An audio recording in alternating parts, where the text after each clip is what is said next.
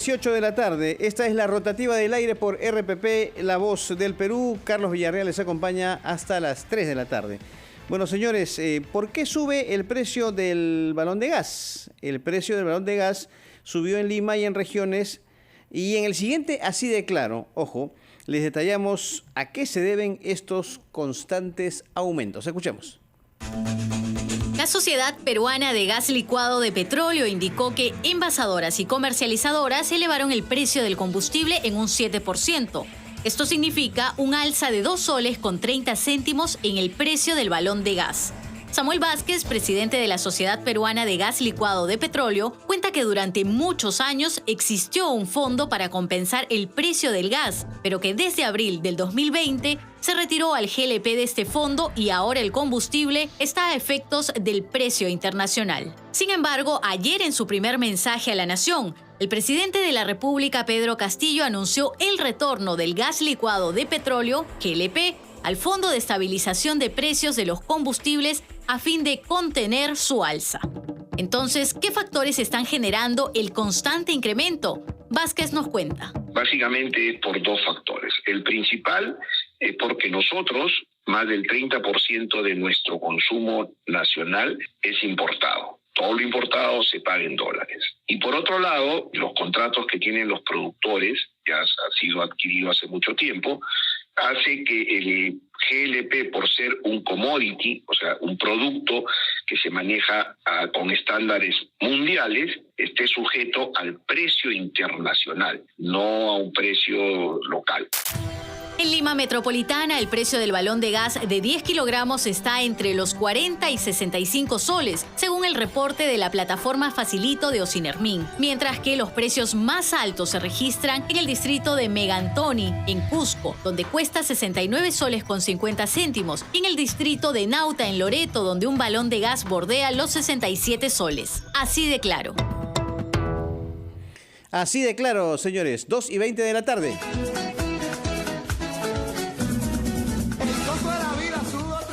Omar Mariluz está con nosotros para comentarnos las medidas, los anuncios hechos ayer por el presidente Pedro Castillo. ¿Cómo estás, mi querido Omar? Buenas tardes.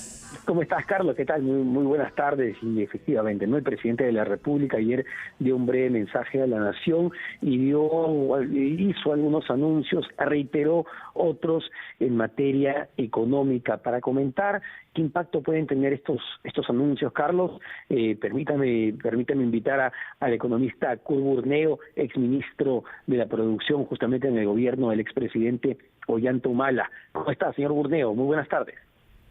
¿Qué tal, Omar y Carlos? Buenas tardes con todos y saludos a los oyentes.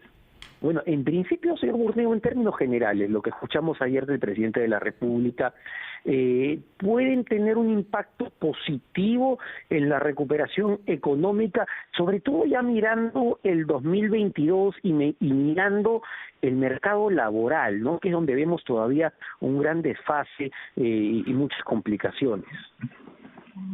Omar, lo que sucede, digamos, es que la demanda de empleo proviene o depende de la actividad económica. O sea, dicho en términos sencillos, en la medida en que se recupera la actividad económica, la necesidad de trabajadores, de colaboradores se incrementa. No, esa es la conexión directa entre la actividad económica y la demanda de empleo. Entonces, ¿qué sucede? Hay iniciativas que anunciadas por el señor presidente de la República el día de ayer que obviamente van en la línea correcta, en el sentido, digamos, de propugnar, ¿no es cierto?, una reactivación de la economía donde hay un impulso importante por el lado de lo que es la inversión, que es un elemento fundamental, y también se hablaba, digamos, de lo que es algo de incremento del gasto público, en el entendido de que el gasto, al ser un componente de la demanda en la economía, pues un mayor gasto público implica una mayor demanda y, consecuentemente, una mayor actividad económica en el corto plazo. O sea, el sentido de la medida es el correcto, pero el tema es que va a tenerse que ver muchas más iniciativas para poder compensar, si se quiere, a los 2.300.000 desempleados que surgieron como consecuencia del aislamiento social el año pasado. Entonces, estamos hablando definitivamente de un reto bastante importante, pero sin duda, digamos, lo anunciado por el señor presidente va en la línea correcta, es decir, se necesita aumentar la demanda de empleo y para eso fomentar la reactivación económica es central. Ahora, Dentro de lo que es la actividad económica, que se mide a través del Producto Bruto Interno, esa actividad económica tiene dos grandes partes, dos grandes componentes. Uno, lo que es el PBI primario, y el otro, lo que es el PBI no primario. Para explicar en términos sencillos, el PBI primario es aquel que tiene que ver con extracción de recursos naturales. Pensemos en pesca, en minería, en petróleo. Y en el caso del PBI no primario es el que se refiere a servicios, construcción, por ejemplo, en manufactura. Entonces, ¿qué sucede? Estos dos componentes del PBI tienen distintas intensidades de uso de mano de obra. Generalmente uno podría encontrar que por el lado del PBI no primario es donde estamos hablando de actividades que son más intensivas en el uso de trabajadores, en el consumo de mano de obra, cosa que no sucede en el caso, digamos, de lo que es el PBI primario, que es más intensivo en capital. Por tanto, las medidas, las propuestas de política económica, si se trata, digamos, de reactivar el empleo lo más pronto posible, obviamente tiene que ir por el lado de medidas relacionadas a lo que es la promoción de la actividad económica, sí, pero principalmente en lo que son los sectores no primarios de la economía, porque son los más intensivos en el uso de trabajadores de mano de obra. En este momento, señor Burneo, ¿se está apuntando o se han escuchado medidas de ese tipo? Se lo preguntaba y empezaba por el tema del empleo. Debido a la última encuesta de expectativas macroeconómicas que publicó el Banco Central de Reserva, vemos que en agosto, lamentablemente, todas las expectativas se cayeron, hay un ambiente de pesimismo entre las empresas peruanas y esto, entendemos, afecta en la inversión, nuevas inversiones, y afecta también en el ánimo de los empresarios del sector privado de contratar más trabajadores.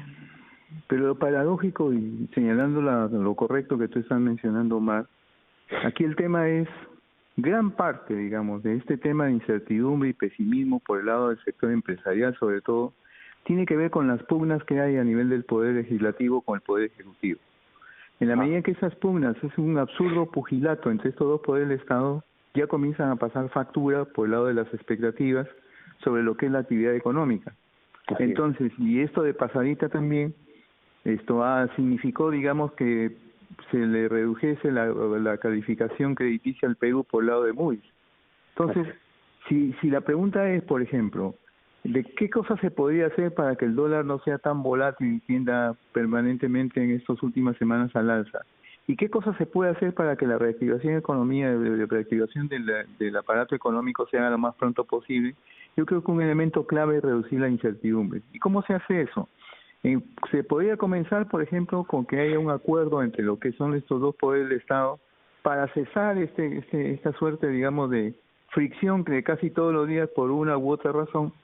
Y eso creo que podría abonar, digamos, en que haya más certidumbre y por lo tanto haya más base para lo que es creer los anuncios hechos por el señor Presidente de la República. O sea, dicho en otras palabras, los anuncios del señor Castillo el día de ayer, por supuesto que van en la línea correcta, pero para que se plasme esto en una mayor certidumbre, en menos incertidumbre por el lado de los agentes económicos, yo creo que la parte política tiene que calmarse. Y en ese tema de la parte política, insisto una vez más, me parece que es absolutamente negativo el hecho de continuar en esta suerte de fricción constante entre el Poder Legislativo y Poder Ejecutivo. Ese toma que te doy, lamentablemente empieza a tener costos, digamos, a nivel de lo que es la economía y las oportunidades de recuperación del empleo, ¿no? Claro que sí. Muy en breve, señor Burneo, porque el tiempo es escaso, ¿es acertada la medida de devolver el balón de gas del GLP al Fondo de Estabilización de Precios?